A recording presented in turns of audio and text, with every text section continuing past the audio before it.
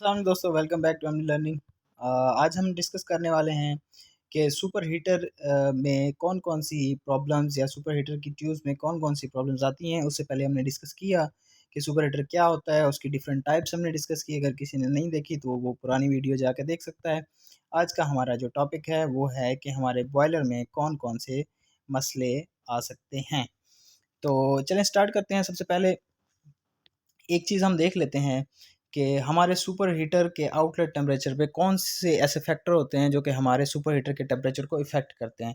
सबसे पहले तो है एक्सेस एयर।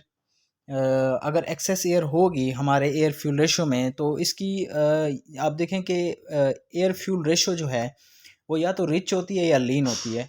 रिच का मतलब ऐसी एयर फ्यूल रेशो जिसमें फ्यूल ज़्यादा होता है उसको हम कहते हैं रिच एयर फ्यूल रेशो, और ऐसी एयर फ्यूल रेशो जिसमें एयर ज़्यादा होती है बनस्पत फ्यूल के, यानी कि एयर बहुत ज़्यादा होती है, उसको हम कहते हैं लीन मिक्सचर। तो अगर आप एक्सेस एयर देंगे तो उससे भी हमारे सुपर हीटर का टेम्परेचर जो है वो इफ़ेक्ट होगा। सुपर हीटर का टेम्परेचर उससे जो है हमारा कम भी हो सकता है और ज़्यादा भी हो सकता है, डिपेंड करता है कि आप एयर फ्यूल रेशो क्या रखते हैं। तो उसके अलावा change in feed water temperature. Feed water का टेम्परेचर जो है बहुत इंपॉर्टेंट चीज़ है। हमारे स्टीम आउटलेट टेम्परेचर पे बहुत इफेक्ट होता है। ज़ाहिर बात है अगर आप जो फीड वाटर है वो ज़्यादा टेम्परेचर का दे रहे हैं तो अल्टीमेटली जो हमारी स्टीम बनेगी वो ज़्यादा हाई टेम्परेचर की बनेगी, और अगर ठंडा पानी देंगे तो ज़ाहिर बात है वो एफिशिएंसी कम होगी और स्टीम का टेम्परेचर भी कम रहेगा। उसके अलावा सूट कमोलेशन ज़ाहिर बात है अगर वो हमारे सुपर हीटर पे जाके सूट कमोलेशन हो जाता है तो वो भी हमारी स्टीम के आउटलेट टेम्परेचर को कम करेगा। वाटर साइड डिपॉजिट या स्केलिंग हो गई तो उससे भी हमारी हीट ट्रांसफ़र कम होगी और स्टीम का आउटलेट टेम्परेचर कम होगा। और उसके अलावा कैरी ओवर यानी कि जो हमारे बॉयलर ड्रम से जो है स्टीम के साथ ज़्यादा पानी के ड्रॉपलेट चले जाते हैं तो उससे भी हमारी स्टीम आउटलेट का टेम्परेचर कम होगा, क्योंकि जब ज़्यादा मॉइस्चर जाएगा तो ज़ाहिर बात है वो ज़्यादा हीट लेगा, और उतनी हीट सुपर हीटर अगर नहीं प्रोवाइड करता तो फिर आउटलेट टेम्परेचर जो है वो कम हो जाएगा।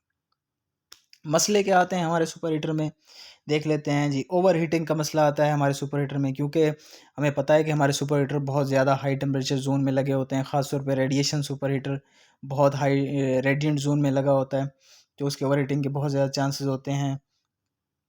और उसके अलावा जो है रैपिंग जो है वो एक चीज़ है जो हमारे बॉयलर की ट्यूब्स में जो है वो होती हैं।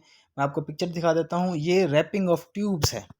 रैपिंग ऑफ ट्यूब्स आप देख सकते हैं कि इस तरह का जो है ओवर हीटिंग से हमारी जो बॉयलर सुपर हीटर की ट्यूबें हैं वो इस तरह हो जाती हैं।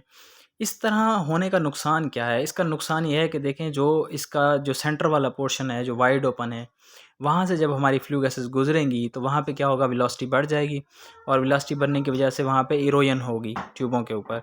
और दूसरी साइडें देखें जो आपस में मिली हुई हैं, जब वहाँ से फ्लू गैसेस गुजरेंगी तो वहाँ पे क्या होगी, स्केलिंग होगी, वहाँ पे जो है हमारी जो डिपॉजिट्स होना शुरू हो जाएंगे, वहाँ पे क्रेन होना शुरू हो जाएगी। तो ये मसले होते हैं, इसको कहते हैं रैपिंग। ये भी एक मसला है जो कि हमारी बॉयलर की ट्यूब्स में आता है। उसके अलावा ऐसे कमोलेशन है, इरोजन है, ब्लिस्टरिंग है, लीकेज है। ब्लिस्टरिंग कहते हैं जब हमारी ट्यूब ओवर हीट हो जाती है ना, तो ट्यूबों के ऊपर उसकी जो सतह पे जो उभार आ जाता है, तो उसको कहते हैं कि ये ब्लिस्टरिंग हो गई है ओवर हीटिंग की वजह से।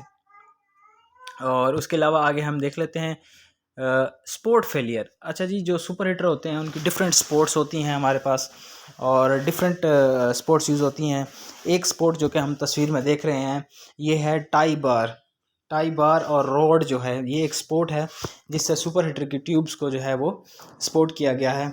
तो क्योंकि हमारे सुपर हीटर बहुत हाई टेम्परेचर जोन में होते हैं तो ये जो स्पोर्ट्स हैं ये भी जो है वो फेल हो जाती हैं, ओवर हीट हो जाती हैं, मेल्ट हो जाती हैं, और स्पोर्ट्स की वजह से भी हमारी ट्यूबें जो है वो लीक हो जाती हैं या डैमेज हो जाती हैं। तो ये मसले मसाइल भी हमारे सुपर हीटर में आते रहते हैं। उसके अलावा ये इस तरह के सुपर हीटर भी होते हैं, आप देखें कि जो सस्पेंडेड होते हैं, जो कि है स्पोर्ट्स, जिनकी जो स्पोर्ट है वो उनको ऊपर स्पोर्ट लगा के सस्पेंड कर दिया जाता है। तो स्पोर्ट्स जो है वो कम्प्लीटली फेल भी हो सकती है। जिन रॉड से वो जिन ट्यूबों से वो जो है हमारा जो है वो सस्पेंड किया होता है वो भी हमारी फेल हो सकती हैं। और उसके अलावा यू बैंड हमारी जो बॉयलर में की ट्यूबों में जितने बैंड ज़्यादा होंगे वहाँ पे उतनी ही ज़्यादा इरोजन होगी, क्रोजन नहीं इरोजन होगी, क्योंकि जैसे ही हमारा जो फ्लूइड है या अगर ट्यूबों के अंदर जो भी पानी है वो जब भी ये बैंड वाली यू बैंड से गुजरेगा तो उससे क्या होता है कि वहाँ पे उसकी जो वेलोसिटी है वो बढ़ जाती है, और जब भी वेलोसिटी बढ़ती है तो फिर वहाँ पे इरोजन होना शुरू हो जाती है, और मैकेनिकली तौर पे जो है हमारी ट्यूब जो है वो वेयर होना शुरू हो जाती है। ये मसला भी हमें सुपर हीटर में देखने को मिल सकता है।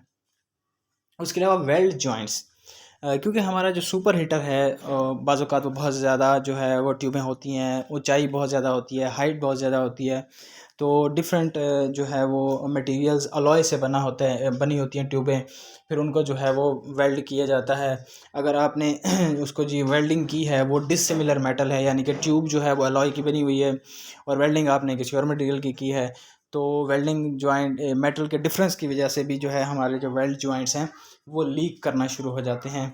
ये भी हमारे सुपर हीटर में मसले आते हैं। उसके अलावा इरोजन और स्केल, इसकी भी आप एक पिक्चर देख सकते हैं।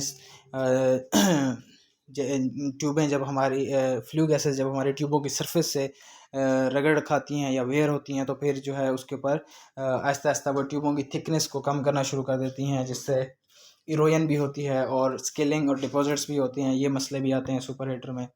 और उसके अलावा ट्यूब लीकेज, आप देखें कि इस पिक्चर में लेफ़्ट साइड पे आप देखें कि पहले एक ट्यूब लीक हुई है, और एक ट्यूब लीक हुई है क्योंकि प्रेशर बहुत ज़्यादा होता है पानी का, तो फिर क्या होता है कि वो जो जेट होता है पानी का वो दूसरी ट्यूब पे जाके लगता है, तो जब दूसरी ट्यूब पे जाके लगता रहता है तो उसमें भी वो सुराख कर देता है, जिससे फिर जो है वो दूसरी ट्यूब में, फिर तीसरी ट्यूब में, इस तरह जो लीकेजेस हैं वो बढ़ना शुरू हो जाती हैं। ये बहुत कॉमन मसला होता है हमारे सुपर हीटर में। और उसके अलावा हम कुछ सुपर हीटर के एडवांटेजेस भी साथ में देख लेते हैं कि और कुछ इसकी हम फिगर्स भी देख लेते हैं। अगर 650 डिग्री सेंटीग्रेड तक आपने सुपर हीटर इस्तेमाल करना है तो फिर इसमें जो अलॉय इस्तेमाल होता है ज़्यादातर वो क्रोमियम, मोलिब्डेनम और निकल अलॉय जो हैं वो ज़्यादातर इस्तेमाल होते हैं, ताकि हमारे मटेरियल में क्रैकिंग ना हो हाई टेम्परेचर की वजह से। और अगर आपने कम टेम्परेचर पे इस्तेमाल करना है, यानी कि अगर 427 डिग्री सेंटीग्रेड तक इस्तेमाल करना है, तो फिर LCS यानी कि लो कार्बन स्टील जो है सुपर हीटर में यूज़ की जाती है। Super heated steam have high enthalpy, super heated steam की एंथैल्पी बहुत ज़्यादा होती है। इसका मतलब ये हुआ कि जो हमारी सुपर हीटेड स्टीम है वो ज़्यादा पावर प्रोड्यूस करेगी बनिस्बत हमारी सैचुरेटेड स्टीम के या वेट स्टीम के। और उसके अलावा सुपर हीटर लगाने से हमारे पानी की जो बचत है वो 10 से 12% हम पानी की बचत कर सकते हैं, 10 से 15% हम फ्यूल की बचत कर सकते हैं। और अगर हम स्टीम का टेम्परेचर, सुपर हीटेड स्टीम का टेम्परेचर 5 डिग्री बढ़ाएं तो हमारे बॉयलर की ओवरऑल 1% जो कॉस्ट है वो कम हो जाती है। वो कॉस्ट, आप ओवरऑल कॉस्ट का मतलब ये है कि आपकी फ्यूल, आपका पानी और आपकी हर चीज़ जो भी इसमें इस्तेमाल हो रही है वो आपकी 1% जो कॉस्ट है वो कम हो जाएगी बॉयलर की। तो ये था आज का हमारा टॉपिक, जिसमें हमने डिस्कस किया 2-3 चीज़ें डिफरेंट हमने डिस्कस की। मेन जो टॉपिक था वो था हमारे बॉयलर की ट्यूब्स में मसले क्या क्या होते हैं, फिर एंड पे हमने थोड़ी इसकी जो है एडवांटेजेस डिस्कस कर लिए। तो ये था आज का हमारा टॉपिक। तो इंशाल्लाह मिलेंगे नेक्स्ट टॉपिक के साथ।